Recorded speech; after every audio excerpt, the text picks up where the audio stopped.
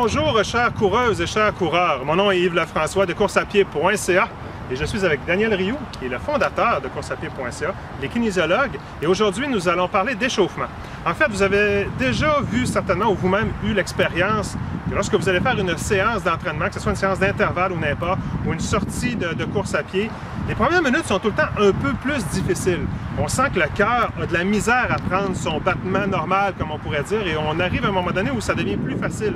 Et on appelle ça souvent le deuxième souffle. Alors, l'échauffement, le résumé, c'est que l'échauffement, c'est tout ce qui est avant le deuxième souffle.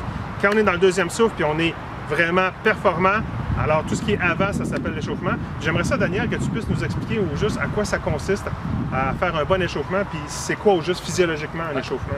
L'objectif de l'échauffement d'un point de vue physiologique, c'est de préparer le corps à l'effort, donc d'aider à augmenter la température corporelle, puis de mettre en branle les processus qui vont aider à produire de l'énergie. Fait que à la fin de mon échauffement, mon rythme cardiaque va être plus élevé, je vais respirer plus d'air, puis tout ça, ça va me préparer à fournir un effort qui est plus grand. Quand tu parles d'énergie, les systèmes énergétiques, c'est lorsque ton cœur bat, il y a de quoi qui s'en va dans les muscles pour pouvoir générer l'énergie nécessaire pour que tu puisses performer. Fait que c'est tout ce système-là que tu m'embranles grâce à l'échauffement. Exact. C'est comme si j'avais une usine et que j'avais une chaîne de production.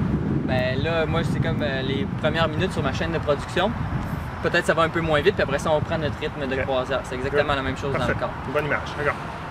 Fait que si j'ai un entraînement que je qualifierais de facile, exemple, je vais courir, mettons Yves, toi tu vas courir d'habitude le mardi ton 5 km à une vitesse que tu trouves confortable. Pour une séance comme ça, tu n'as pas besoin de faire un gros échauffement, tu peux juste commencer soit en marchant rapidement, en joguant de façon très légère, en tout cas moins vite que ce que tu vas faire pendant ta séance. Par exemple, si mon coach me dit que je dois faire un 5 km à 5,30 du kilo, ben, je pourrais marcher rapidement les premières minutes ou courir léger à 6,15 du kilo ou n'importe. Le temps que mon système, je me sente bien. Ça peut être combien de temps avant? Peut-être un 5 minutes à 10 minutes si sûrement pas une demi-heure, hein, parce que 5 km, c'est pas mal ça, une demi-heure. Ça va être pas mal fini. Good. D'un autre côté, si tu fais des intervalles ou une séance plus exigeante d'un point de vue vitesse, là, tu vas aller vite dans ton entraînement, à ce moment-là, il y a un protocole plus élaboré que tu peux suivre. Okay. Tu vas commencer par faire 5 à 20 minutes de marche, jogging léger, juste pour commencer à échauffer ton corps. Okay? Puis pourquoi je choisirais 5 minutes? Si je suis plus débutant et que je fais moins de volume d'entraînement pendant ma semaine, je vais choisir plus 5 minutes. Puis si je suis quelqu'un qui est avancé, qui court beaucoup, ben à ce moment-là, je vais choisir plus autour de 20 minutes. Que ça peut être plus long que ça. Si j'ai un entraînement marathon, puis c'est la séance du soir, c'est de faire 15 km, je peux bien courir une demi-heure avant, puis c'est correct aussi. Exact. C'est ça. Exact. Faut que ton corps soit prêt à ça. C'est ça. Soit adapté. Fait que 5 à 20 minutes de jogging de marche lente. Le jogging lent, la marche rapide. C'est bon ça. C'est un brise-deux. Puis après ça, ce que je vais faire, c'est que je vais faire les exercices ABC. Okay? On va mettre le lien en dessous de la vidéo pour que vous ayez accès aux vidéos vers les exercices ABC que je vous suggère de faire. Puis là, vous pouvez faire ces exercices ABC-là sur une 50aine de mètres chacun. Okay? Ensuite de ça, étape 1, 5 à 20 minutes de marche ou de jogging. Étape 2, les exercices ABC qui sont des exercices qu'on fait dans une grande amplitude. Exercice 3, là tu vas pouvoir commencer à courir, c'est ce qu'on appelle une accélération. Okay? Fait que ce qu'on va faire, on appelle ça des accélérations progressives. Progressives, pourquoi? Parce que tu n'essaies pas d'accélérer le plus rapidement possible, tu essaies d'accélérer tranquillement. C'est pas un sprint. Là. Exact. C'est pas un sprint, puis tu vas pas te rendre à ta vitesse maximale. La vitesse maximale, si je te dis il y a un chien qui court après toi, tu dois te dépêcher pour que le chien ne te morde pas. Ça, c'est ta vitesse maximale.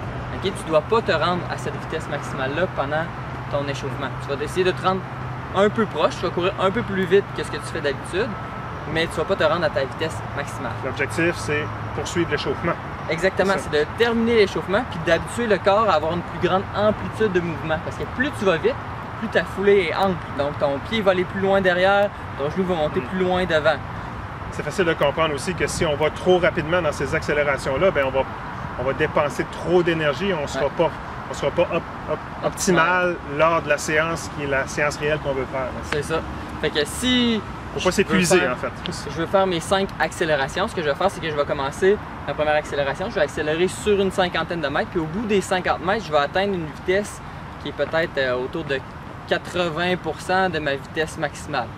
Puis je vais essayer de... Normalement, là, la vitesse que vous allez atteindre à la fin, là, lors de votre première accélération, va être un petit peu plus lente que la vitesse que vous avez prévu de faire pendant vos intervalles.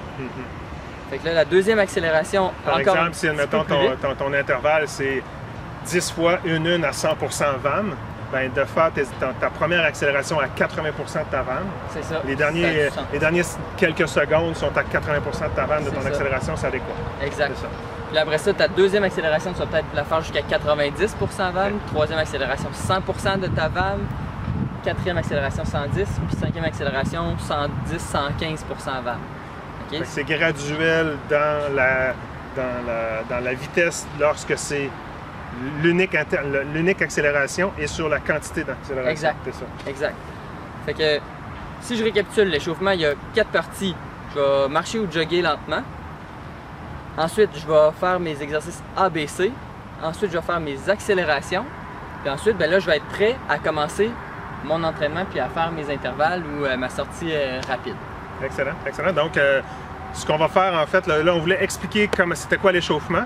Et en dessous de la vidéo, vous allez avoir un lien sur les accélérations graduelles. On va faire des exemples d'accélération graduelle et des exemples d'ABC, débutant, intermédiaire et avancé. C'est bien ça? C'est dans plein ça. Excellent. À tout de suite.